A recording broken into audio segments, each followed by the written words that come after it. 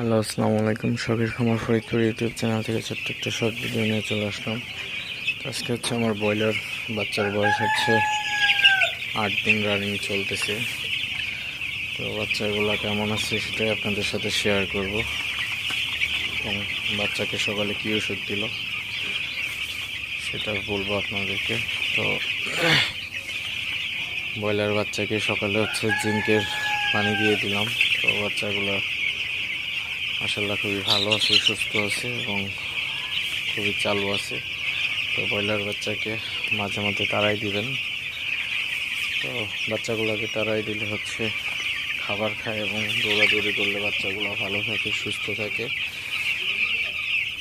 বাচ্চাগুলোকে যদি তাড়াই না দেন তো সেক্ষেত্রে কিন্তু বাচ্চাগুলোর ওজনও কম আসবে। তো অবশ্যই আপনারা যারা ব্রয়লার সেক্টরে আছেন অবশ্যই আপনারা